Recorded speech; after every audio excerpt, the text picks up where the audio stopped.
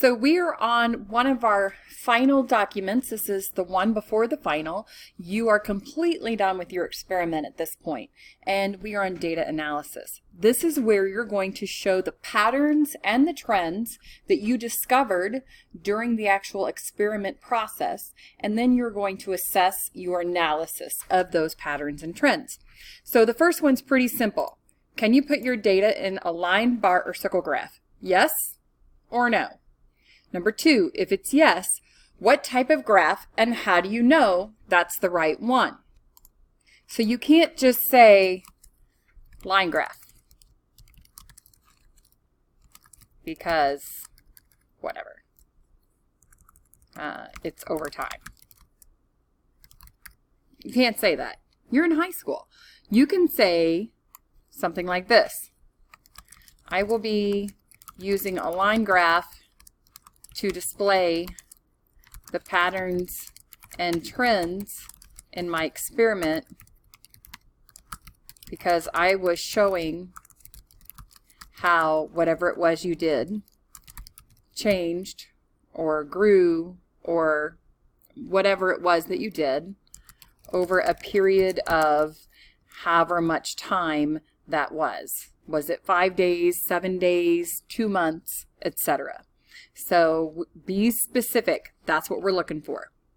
Number three, you're going to give me a summary of your observations, data, and results. Basically, you're going to discuss the results of your lab, but I do not want you to provide a reason for the why things happened. And I know you guys know what I mean by this part right here, because I'm constantly asking you, okay, but why?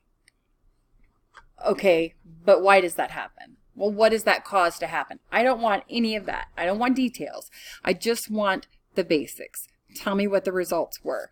Out of 6 plants, 3 of them grew very well.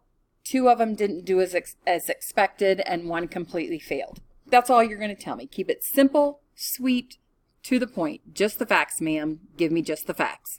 Number 4, in one paragraph, list any patterns or trends you saw.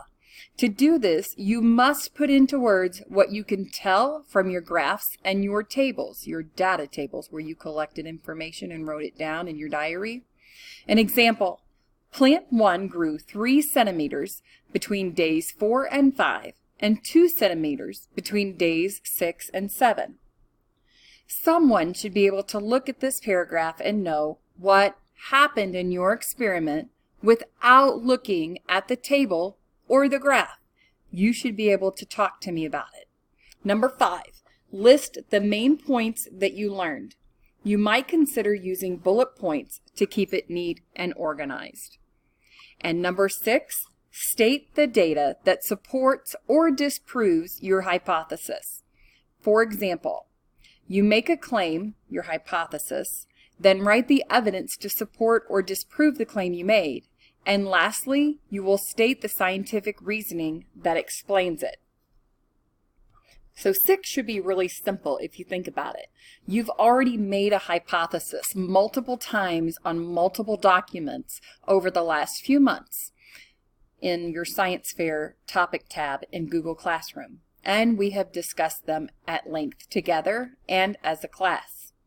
So you're simply going to state the hypothesis again, but you're going to fold into it that you were right because, etc. type data that you collected said this.